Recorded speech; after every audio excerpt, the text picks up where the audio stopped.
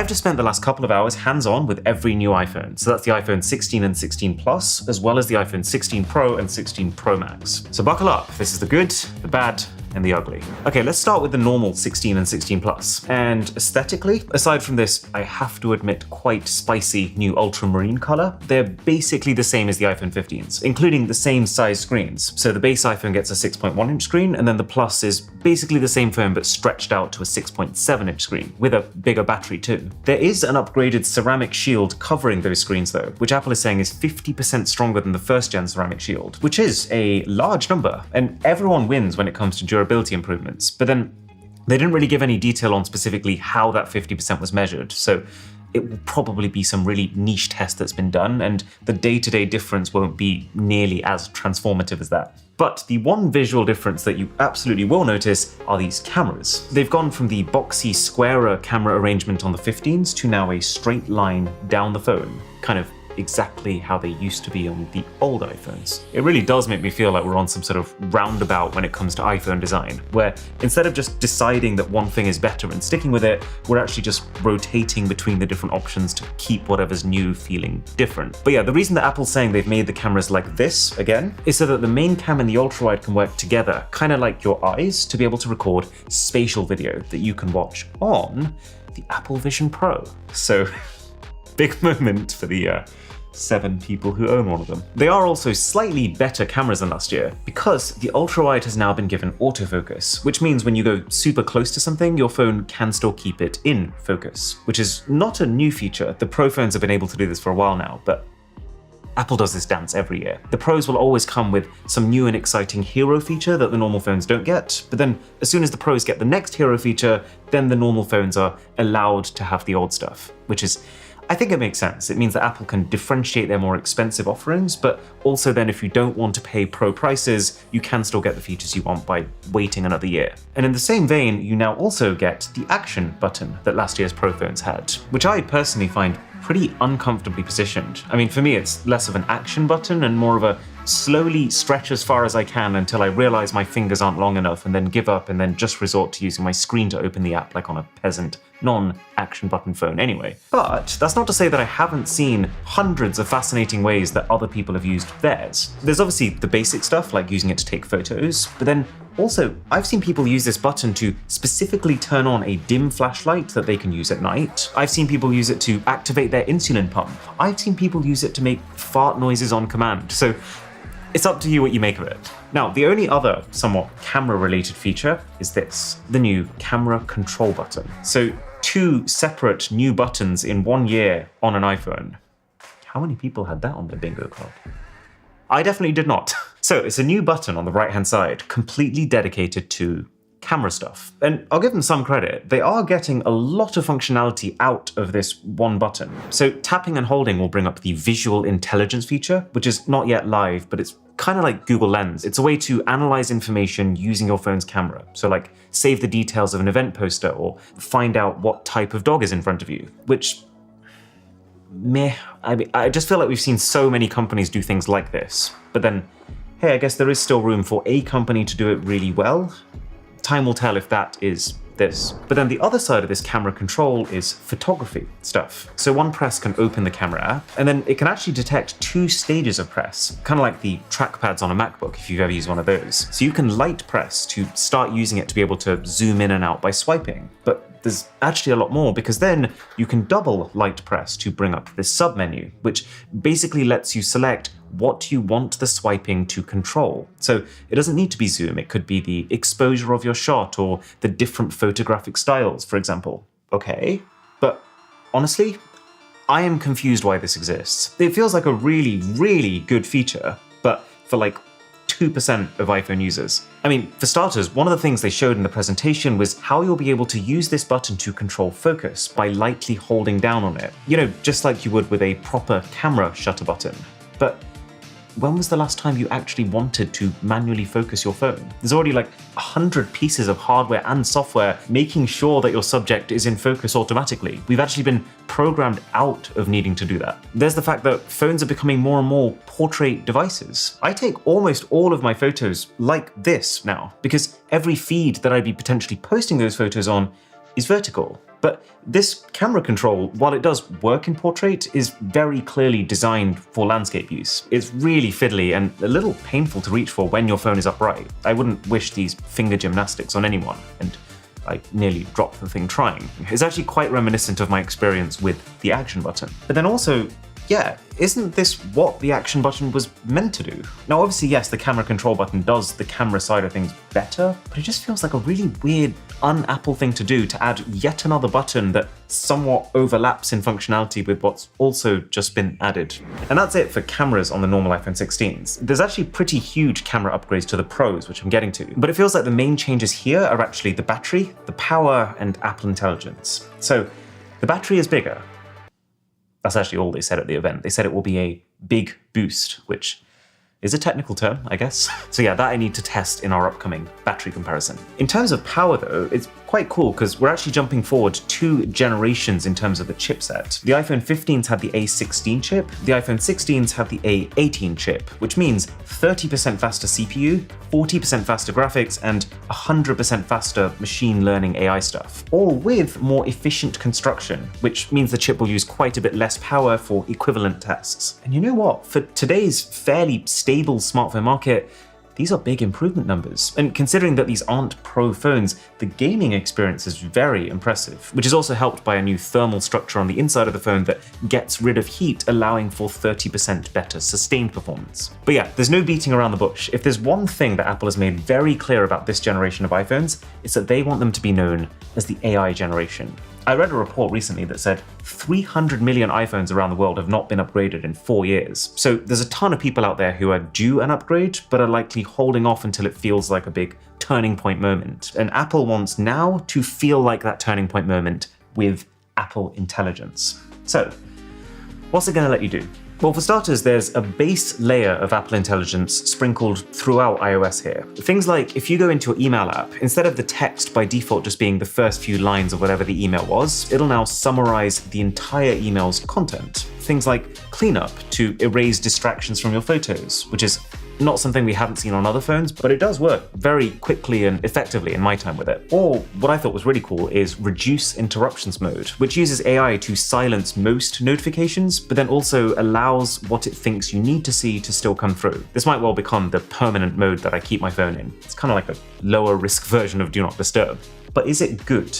Well, based on an early play around, I will say that it all looks very pretty. It seems like the way that Apple will signal that something is an Apple Intelligence feature is by making it glow, like this, and every one of these animations is beautifully put together. That said, in terms of the actual output, it doesn't feel like Apple Intelligence is doing much that others aren't already doing. All these features like being able to proofread the messages you're writing and rewrite those messages in another tone, it's all fine, but it's all been done, and I'm not sure it's stuff that I use very often, to be honest. Like, I am a really casual messenger, so when I type things out to people, I don't use like, "Dear sir, I would like to inquire." I'm always like, "Yo, what do you think to this?" And Apple Intelligence, like basically every other phone company's AI right now, is not yet able to match that texting tone. But one big thing, Siri is finally getting Apple Intelligence, which is going to make it a lot smarter, and thank goodness for that, because I am reaching my limit with "here's what I found on the web." So the upgraded Siri should be able to rely much less on that and be much more able to directly answer the questions you're asking it, and also completely understand the context of the last thing you asked it when you're asking continuous questions. I would go as far as to say that Siri has been the weakest pillar of iOS for quite a while now. Like, so many times I ask it to remember something or open an app and it like accidentally calls my mum. However, key caveat here, Apple Intelligence, like all this stuff you're seeing here, isn't actually coming till later in the year, which kind of makes this feel like a Google Pixel event where the product comes first and then the feature later. And that obviously takes something away from the excitement, especially for an event where half the focus is these AI features. But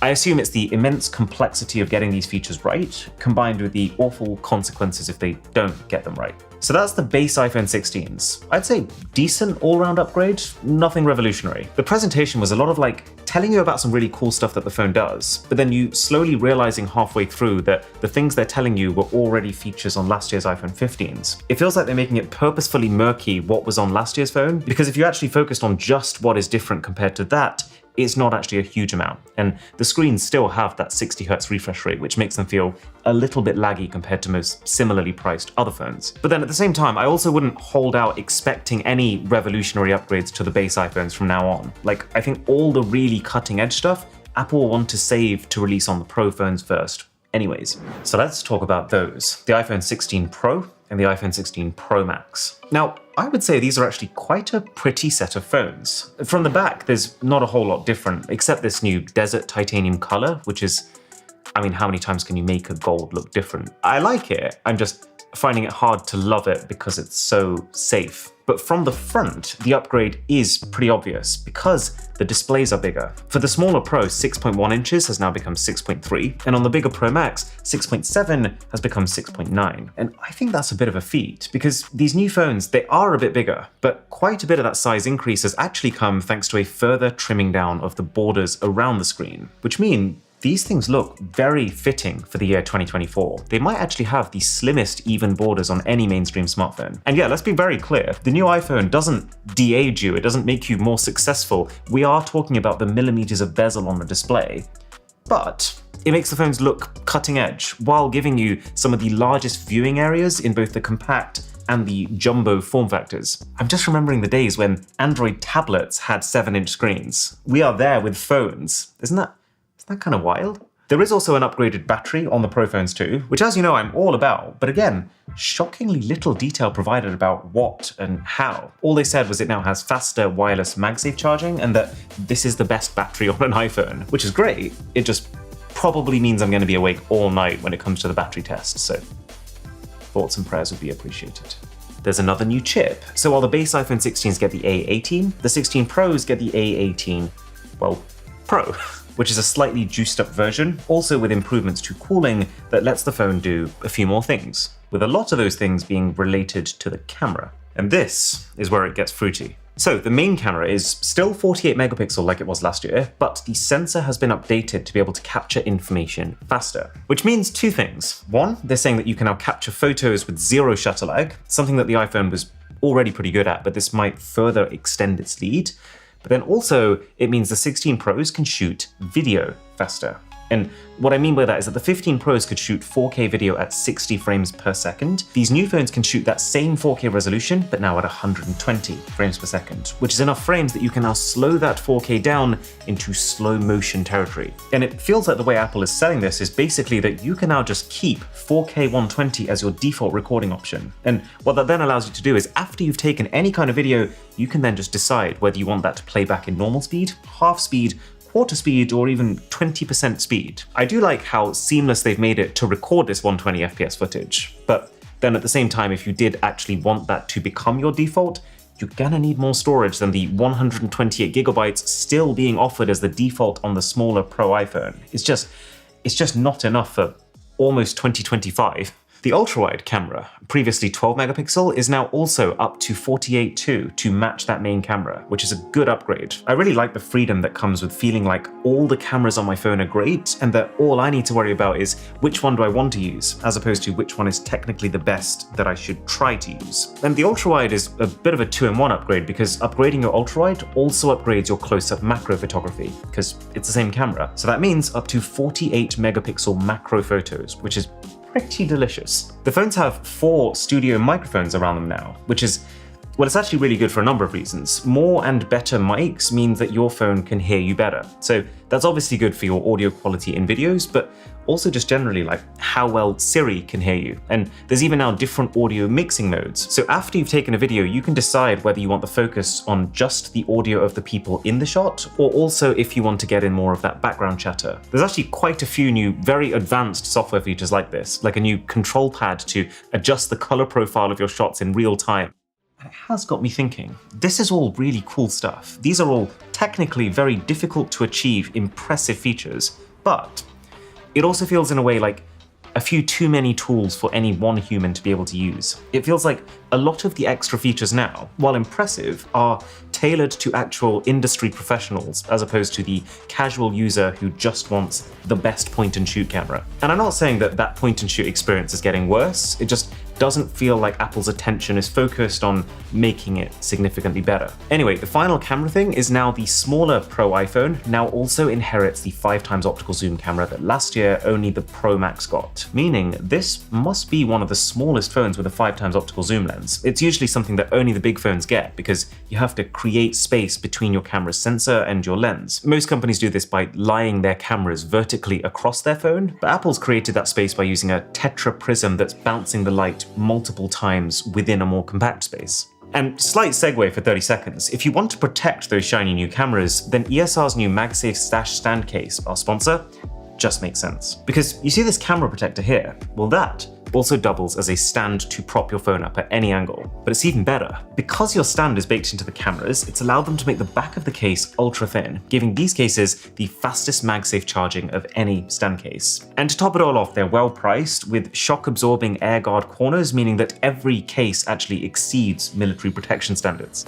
So, what's my take on the 16 Pros? Well, I think so far that the new features this year are a bit of a mix. Because on one hand, it feels like less hardware improvements than usual, because Apple is relying on Apple Intelligence to do the heavy lifting for sales. But then, Apple Intelligence is both not ready yet and also not really seeming, at least on first glance, like anything groundbreaking right now. But then on the other hand, we are getting decent improvements to basically all the key pillars of a phone. The screens, the battery, the camera, even the microphones. And so for me, what a lot of it's going to come down to is how much better are these phones at all of that core stuff.